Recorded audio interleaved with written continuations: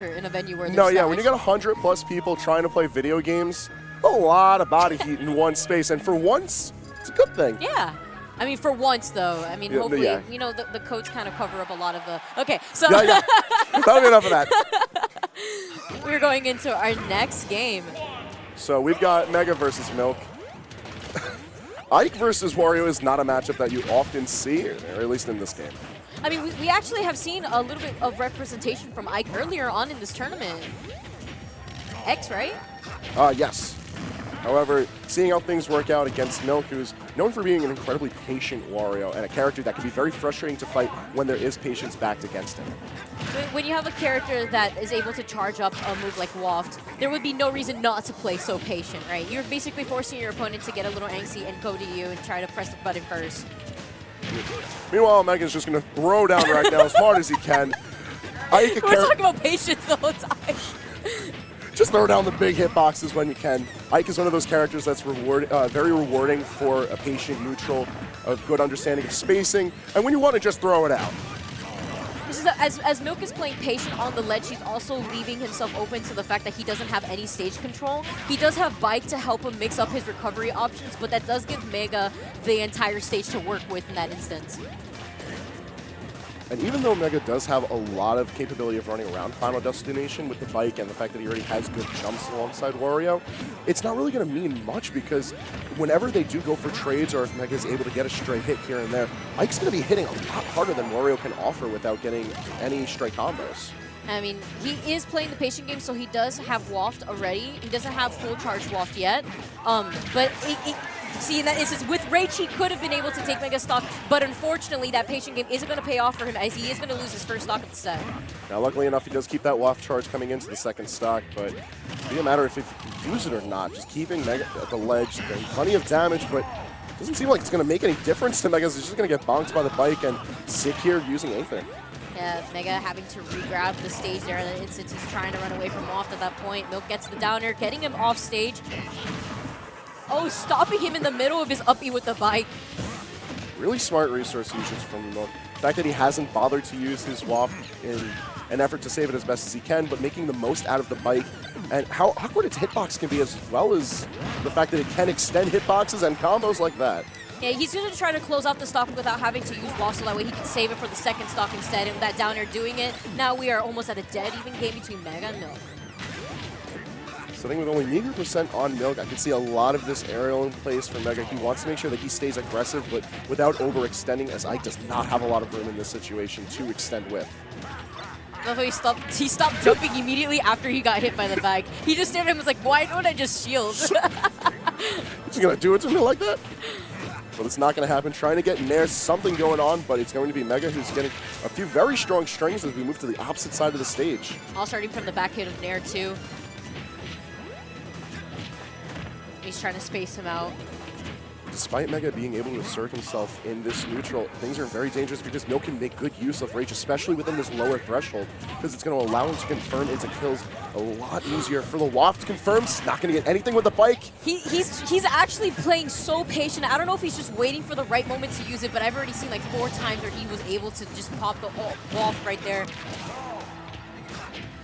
The potential's certainly there, but Milk is waiting for the perfect time to strike. Good on him for it because he's just going to build up more and more rage, and so long as he's able to survive, he can make so much better use of that than Mega can. Then he's promoting Mega to play a lot more defensive at that point, so he's going to know that he's going to want to go for more rolls in the fact that he wants to hold on to the stock at 61%. Very simple play just to even up the damage, get Mega over to the ledge. A lot of this forward pressure, it could have happened right then and there. I almost had a heart attack. Right there was the perfect opportunity as he was vulnerable at the very top of that up B. And missing the chomp, it's going to be a downward angle forward tilt, and he has to use it to recover, but he's just going to throw himself into the eruption in a very explosive ending to game 1. I got so sad that he went off stage. Like, that was very smart of Mega to actually play as patient as he did at the very end, because he knew the position he was in. He knew the disadvantage that he had played at, but the moment that he was able to get Milk off stage, he was able to promote off of the fact that he was forced to use the Waft to try to get back up. I don't know if he would have came back. It didn't look like he was close enough to like Magnet Hand, so that was just icing on the cake for like a nearly full charge eruption. Like, he made a statement there, but let's see if Mega can continue into game 2. So we got a bit of a change of pace going to Battlefield now. It looked relatively close, that last game in particular. We had them at the same percent for quite some time last stock. So, I mean, as long as Milk right now is able to realize, okay, maybe playing as patient isn't working out, but I can take advantage of changing the pacing every once in a while. And just as you mentioned the percent, it's going to be a really big deal on this stage in particular because Battlefield offers such large blast zones. And on top of the fact that Milk now has triplats to be able to expand his routes by which he runs away with, we could very well be seeing Wario's living up to 200%. Mega's going to have to be a bit more aggressive in how he approaches in this. And Mega as well, though, now because of the fact that he has the tripods, he's going to be able to approach a little bit more aggressively, but safely as well, as he's going to expect Milk to do a defensive option, or at least press the button first. These strong attacks just to pressure the shield. Milk trying to get something out of this, and while he has the percentage lead, he really hasn't been able to assert any sense of stage control. I guess right now.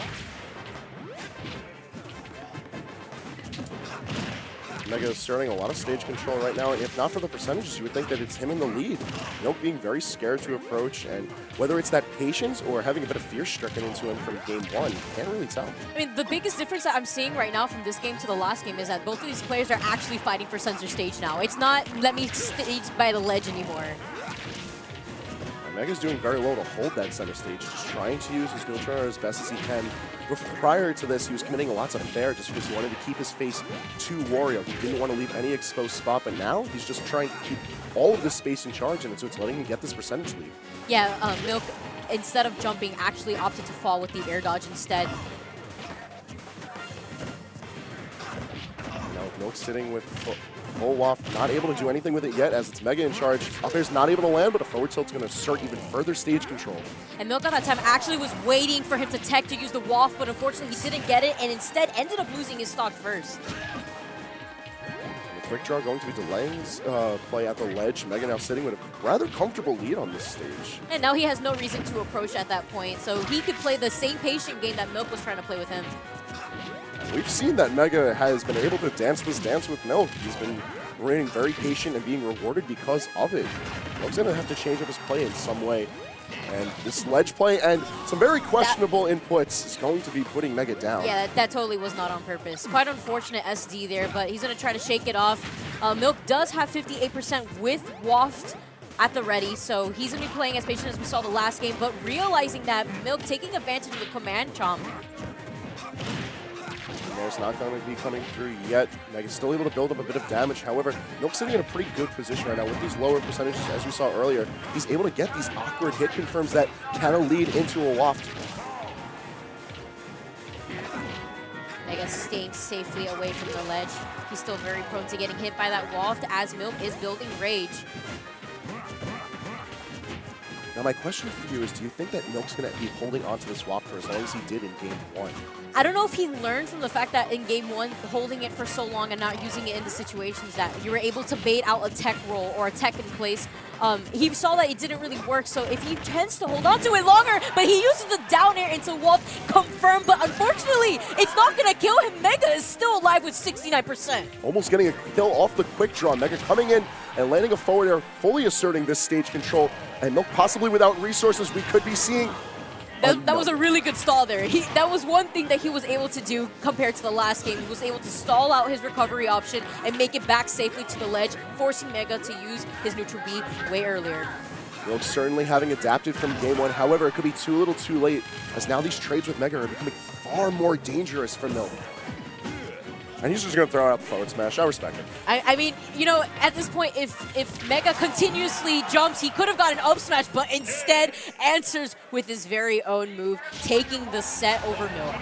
A very impressive performance from Mega.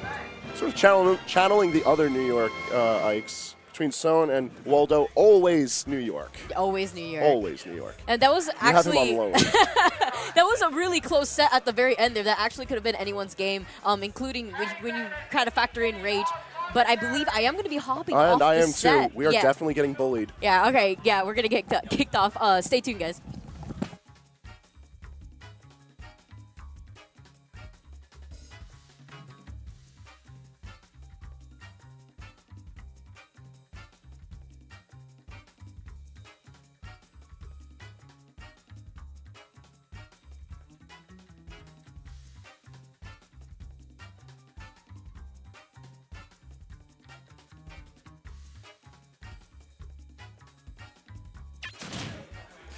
All right, guys, welcome back to XenoNinetyFour. Oh my gosh. I am Zyvon, joined by Fang, and we are going to bring you the rest of before top 32 or something like that. I'm not really sure, but we'll be on here for the next few sets. How you doing, Fang? Packed. I'm doing great. I just got bopped, but I mean, it's all good. Like I just played it's numbers, literally so yeah, a good same. time everywhere. Look at this like overlay here. It's all festive. Oh, it's great. Wow. It is Last quite Xeno festive. I before like it. New Year's, like I remember this time around last year, I believe Cass won at like when there was like a bajillion people in the venue. So it's like, it's wild. Everyone's here. Vicky Kitty's here. Max Ketchup's here. There's a lot of talent in this room right now, in more than ways than one. Yeah, a lot of great players here tonight, and we have a lot of commentators here tonight. So that's been a good time. I think we have 7 commentators here total. Yeah. So that's been pretty fun. We gotta We also got like, Vicky on stream earlier. Yeah. And she beat someone who New York was very excited about, but that was a very exciting match. I don't know why. I don't know. I don't know why. New York will pop off or anything. If someone drops their water absolutely. bottle on the setup, Like, they'll be like, whoa! Crazy plays! Absolutely, yeah. So I don't know. But anyway, who do we have coming up? I do not know. Oh, Cass and Suarez, I think. Ooh, okay. Cool, all right. So it's Bowser Yoshi, most likely. Now, these two are, That's I mean, interesting. at Xeno, you're always going to find matches that are going to be like top 8, but it's not always going to be in top 8. Yeah. For instance, we have This could totally be, losers finals we or have a top former 8 or Xeno something like that. champion and a former Xeno runner-up. Yeah, Cass has won at least 2, I think. Yes. Maybe more than that. I know he's won. He seems to win whenever we have like a ridiculous amount of people here. Yes. If he gets the power up, he's like, all right, there's bad people in the venue. There's more money on the line. Bet. We ready to go. So Cass, Bowser main. I know I've seen him play a couple of other characters every now and then. Pretty much sticks to Bowser. Pretty much. Suarez, I've only seen him play Yoshi. I mean, that's not pretty much all you're going to see. I know he used to have a Greninja. Okay. It was actually pretty good, but he's just been rocking the solo Yoshi. He comes from Long Island, the land of the Yoshi. Should be called Yoshi's Island. I mean, True, yeah. Be called YI, honestly, because there's so many Yoshis on Long Island. It's actually ridiculous. Keep me away from there. Yes, definitely. I don't even want to be there myself. I love watching Yoshi. I hate fighting Can't stand Yoshi. fighting Yes, Yoshi. I completely agree. Now, this should be an interesting matchup. New York's best Bowser, I'd say, versus...